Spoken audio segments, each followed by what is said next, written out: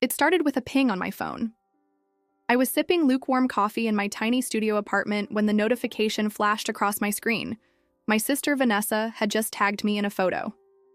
Against my better judgment, I clicked. And there it was. A picture of her at her company's promotion party, champagne glass raised high, grinning like she had just conquered the world. The caption?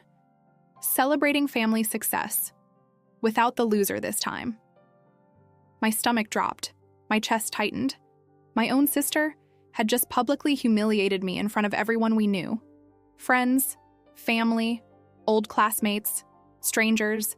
She made sure to tag me so I couldn't ignore it. The comments were already rolling in, half of them congratulating her, the other half laughing at the loser line. I remember staring at the screen, frozen, my hands trembling. My throat felt like it was closing up, but not from sadness, from anger. White-hot, electric anger. And the craziest part? She wasn't wrong. At least, not in their eyes. Vanessa was the golden child, the perfect daughter. She climbed the corporate ladder, bought herself designer handbags, threw extravagant parties. And me? I had dropped out of law school, lived paycheck to paycheck, and spent years trying to make my little tech project work. To her, to all of them, I was the failure who couldn't keep up. But here's what Vanessa didn't know, what no one knew. That same night, just hours after her cruel post went viral in our family circle, I got another notification. This one from Forbes. And it was about me. Nexus Analytics founder Amelia Stone named to Forbes 30 under 30. Yes, me, the so-called loser. But before we get to the sweet part of this story, the justice, the turn of the tables, the look on her face when she realized the truth, let me take you back. Because to understand why this hit so hard, you need to know how the rivalry started, and how far I was willing to go to prove her wrong. Before we dive deeper into this story, take a second to hit that subscribe button, drop a like, and let me know in the comments. Have you ever been underestimated by your own family? I want to hear your story. From the moment we could walk, it felt like Vanessa and I were playing different games. She was the star athlete, the straight-A student, the one who always knew how to charm a room. At every family barbecue, people crowded around her like moths to a flame. Coaches bragged about her trophies, teachers praised her essays, even distant relatives would pat her on the back and whisper to me, "Aren't you proud of your sister?"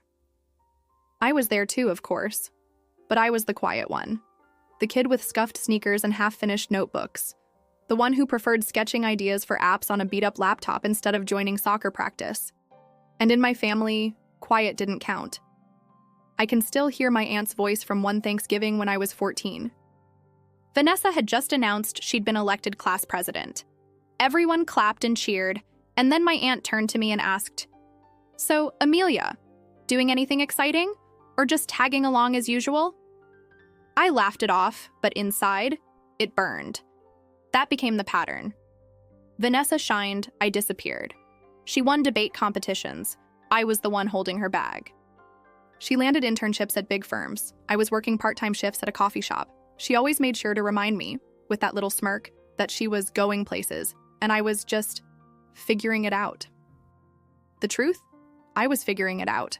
I was building something real, a software project I'd been tinkering with since high school. I believed in it, even when no one else did. But in our family, unless it came with medals or paychecks, it wasn't worth bragging about. The comparisons never stopped. Holidays, birthdays, even random dinners turned into highlight reels of Vanessa's achievements. And every time I sat there, smiling politely, it felt like another invisible weight pressing me down. But that weight, it wasn't crushing me. Not really, it was shaping me. Because every smug laugh, every dismissive comment, every time Vanessa called me the family loser, it all built up into fuel. Silent, steady fuel. The kind of fuel that doesn't burn out. The kind that waits. And that's exactly what I did. I waited. Because deep down, I knew my moment would come. And when it did, Vanessa wouldn't just see me. She did choke on the realization that she never saw me coming. It happened at one of those over-the-top family parties Vanessa loved to throw. Crystal chandeliers, champagne flowing like water, a string quartet in the corner, the whole, "look how successful I am" vibe. Everyone was dressed to impress. And of course, Vanessa floated through the room like she owned it. I wasn't even sure why I went. Maybe some part of me still hoped for a scrap of recognition. A nod. Something. But the universe had other plans. Halfway through the night, Vanessa tapped her glass with a fork, signaling for attention. The room quieted, all eyes on her. She flashed that perfect smile and raised her champagne. "Family," she said, her voice dripping with pride. "I just want to take a moment to thank you all. I wouldn't be where I am today without your support. We've had our ups and downs, but look at us now. We are truly a family of success stories. No losers here." The words landed like knives. A few people chuckled nervously. Others clapped. But I felt every syllable slam into me like a spotlight I never asked for. My throat tightened. My palms went slick. I tried to laugh it off, but inside, something cracked. It wasn't just what she said. It was how she said it. Her eyes flicked toward me for just a second. Sharp, mocking, daring me to react. She wanted me small. She wanted me silent. She wanted me to sit there, red-faced, while she paraded herself as the untouchable golden child. And I did sit there. For the rest of the night, I played my part. The quiet sibling, smiling politely, clapping when appropriate. But behind that smile, my mind was racing. I went home early, leaving the party lights behind. My apartment felt smaller than ever. I sat at my desk staring at the glowing screen of my half-built project. My chest felt like it was caving in, my breath short and sharp. Then I opened a blank document and started typing. Not code this time, a plan. Because that was the night I realized something crucial. Vanessa wasn't just arrogant. She was reckless. And reckless people leave openings. She wanted to humiliate me in front of everyone? Fine. But I wasn't going to clap back with words or petty arguments. No. I was going to build something so undeniable, so massive, that when it hit, the only sound left in the room would be her pride shattering into pieces. That night wasn't just a humiliation. It was ignition. The game had officially begun. The morning after Vanessa's party, I woke up with the echo of her words still buzzing in my head. No losers here. For once, instead of crushing me, those words lit a fire. I sat at my desk, coffee in hand, and pulled up my laptop. My startup idea, the one I'd been quietly working on between freelance gigs, was sitting there, half-finished, like a seed waiting for rain. Until that night, I treated it like a hobby. Something to tinker with when I had the energy. But Vanessa had unknowingly flipped a switch. Suddenly, it wasn't a hobby. It was my ticket out, my revenge, my proof. I started small. Day after day, I chipped away at the code, scribbled notes on sticky pads, sketched flowcharts across my bedroom walls. I was obsessed, but in the best way. Of course, I couldn't do it alone. I reached out to an old friend from college, Marcus, a guy who'd been as hungry for opportunity as I was. When I showed him what I had so far, his eyes lit up. "Amelia, this is genius," he said, leaning back in his chair. "Do you realize what this could become?" I shrugged, pretending to play it cool, but inside my pulse hammered with hope. We started meeting every night, fueled by takeout and caffeine, building brick by brick. While Vanessa was posting pictures of her latest luxury purchases and networking dinners, I was grinding in the shadows, trading sleep for progress. Still, the insecurity lingered. Doubts crept in during the quiet hours. What if I fail? What if she's right? What if I'm just the loser she says I am? But then I'd remember that look on her face at the party, that smug tilt of her chin, that spark of superiority in her eyes. And suddenly, quitting wasn't an option. Weeks passed, and the skeleton of our project turned into something real, something alive. We weren't just building software. We were building a weapon. I knew better than to brag, though. Vanessa thrived on information. The less she knew, the better. I didn't post updates. I didn't drop hints. I stayed quiet, invisible. Because here is the thing about revenge. It's most powerful when it's silent. The world was about to find out what I'd been working on. But for now, it was our little secret. And in the shadows, that secret grew stronger every day. Amelia didn't expect much when she clicked upload. It was late at night, the kind of hour when the world felt asleep and safe, and she whispered to herself, "No one will even see this for a while." But by the next morning, her notifications were alive. A small blog had shared her work, calling it fresh and unexpectedly brilliant. Her inbox filled with messages from strangers, people who resonated with her vision, who told her she wasn't invisible anymore. For the first time in years, Amelia felt seen. Not as Vanessa's forgotten sister, not as the quiet one in the corner, but as herself, raw, creative, powerful. Meanwhile, across town, Vanessa was at her usual cafe, scrolling through social media while sipping her overpriced latte. At first, she barely noticed the buzz around Amelia's name. It was just a flicker, a tag, a post shared by someone she didn't know. But something about it made her pause. Her eyes narrowed. Amelia? Really? No. It couldn't be her. Amelia had always been background noise, someone safe to ignore. Still, a tiny seed of doubt wormed its way in. Vanessa brushed it off with a smirk, convincing herself it was nothing. She told herself, she'll never pull it off. Not Amelia. But deep down, Vanessa felt a flicker of unease she hadn't felt in years. It was the first time she sensed the ground shift beneath her feet, and she didn't like it one bit. For Amelia, though, this was just the beginning. With each comment, each message, her confidence grew. She didn't know it yet, but her little spark was about to turn into a fire no one could ignore. Least of all, Vanessa. Vanessa had always thrived on control. She was the one who decided the narrative, the one who demanded attention when she walked into a room. But lately, something felt off. At first, it was little things. A conversation at brunch where someone casually mentioned Amelia's cool project. A friend reposting Amelia's work with a caption like, "Obsessed with this." Vanessa laughed it off, feigning indifference, but her jaw tightened every time Amelia's name slipped into the spotlight. Then came the moment she couldn't ignore. Vanessa was scrolling through her feed late one night when she saw a thread blowing up. Hundreds of comments praising Amelia's creativity, her vision, her boldness. It wasn't just family or friends hyping her up anymore. These were strangers. People Vanessa didn't know were rallying around Amelia like she was the next big thing. A cold weight settled in Vanessa's chest. She slammed her laptop shut, muttering, "No way, not her. She's not built for this." But the seed of doubt had already sprouted. For the first time, Vanessa wondered if she had underestimated her sister. And paranoia has a way of twisting everything. Suddenly, every time someone hesitated before answering her, Vanessa was convinced they were thinking of Amelia. Every compliment felt less genuine. Every laugh in the room sounded like it carried a secret. She caught herself checking Amelia's pages late at night, scrolling, her heart pounding with each new like or share. She told herself it was just keeping an eye on things. But deep down, she knew it was fear. Fear that Amelia, the sister she had written off as a nobody, was finally becoming somebody. And worse, somebody who could eclipse her. For Amelia, it was a time of quiet triumph. For Vanessa, it was the beginning of an unraveling. Vanessa couldn't just sit back and watch. That was never her nature. If Amelia thought she could quietly build something without her older sister noticing, she had another thing coming.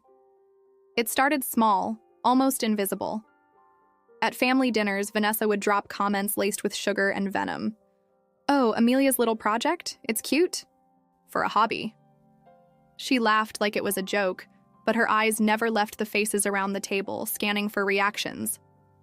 If anyone dared to defend Amelia, Vanessa was quick to pivot, dismissing it with a breezy, "Well, I'm glad she finally found something to keep her busy." But words weren't enough. Not for Vanessa. She reached out to mutual friends, slipping in doubts. "You know how Amelia is. She gets excited, but she never follows through. Don't get your hopes up." Some friends brushed it off, but others hesitated.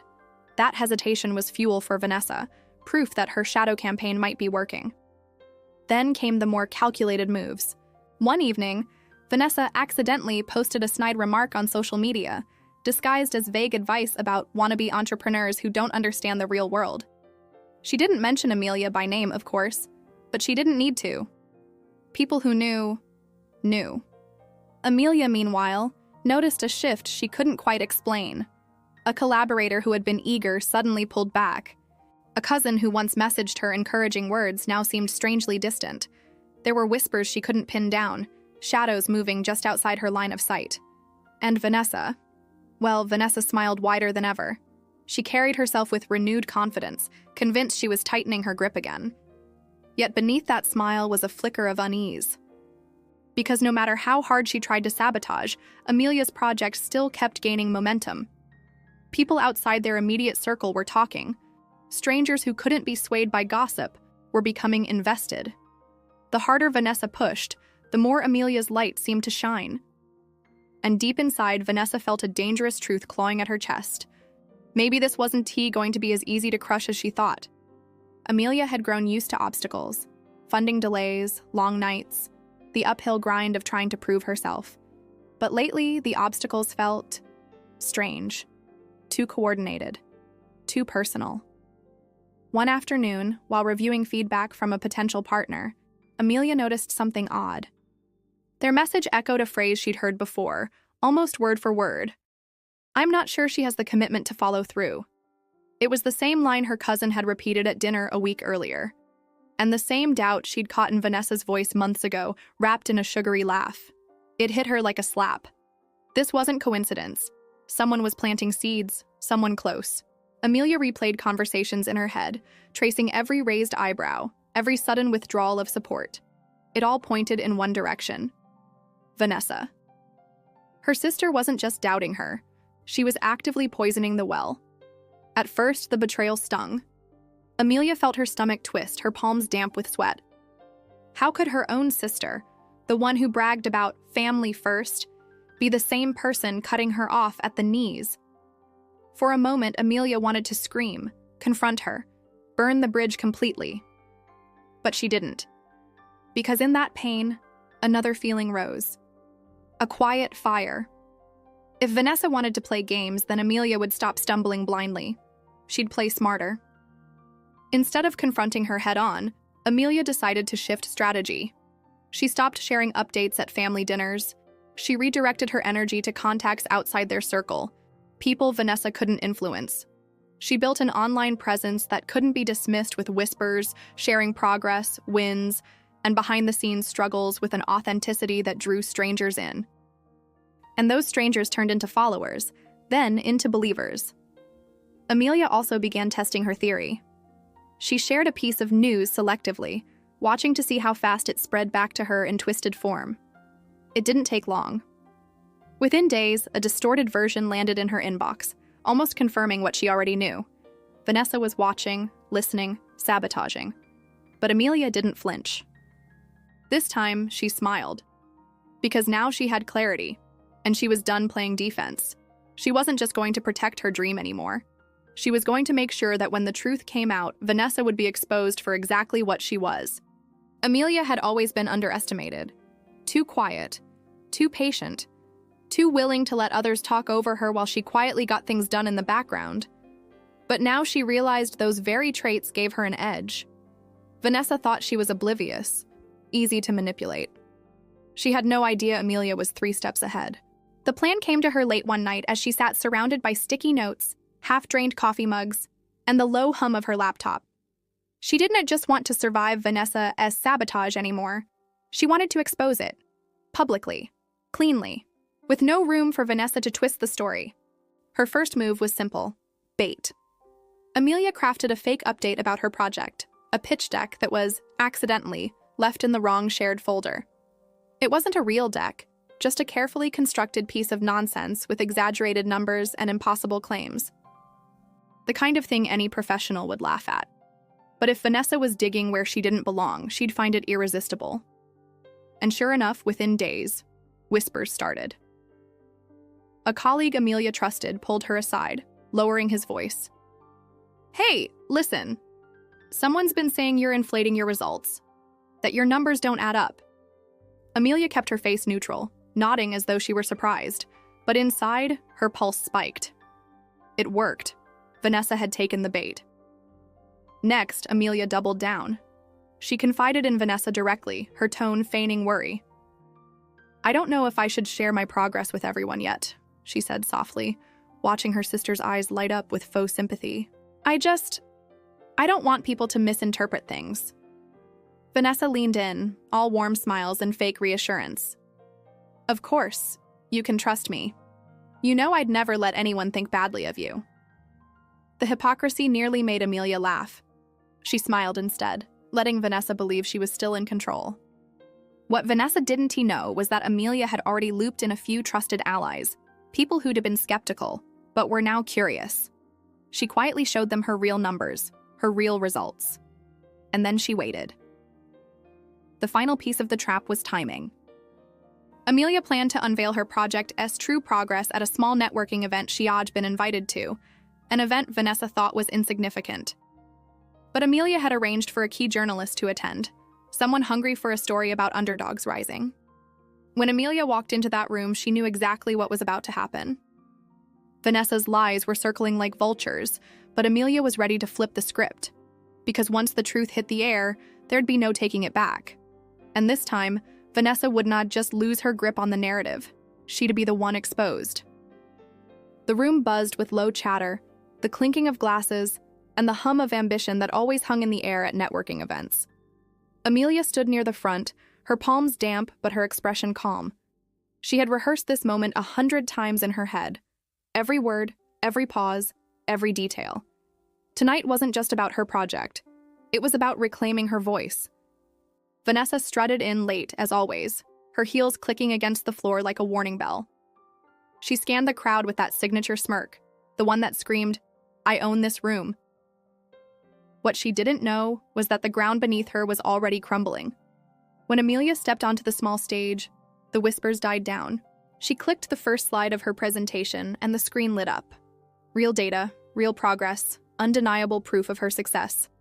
Gasps rippled through the crowd as the numbers built on one another, each slide a dagger against the narrative Vanessa had been spreading. And then came the moment Amelia had been waiting for.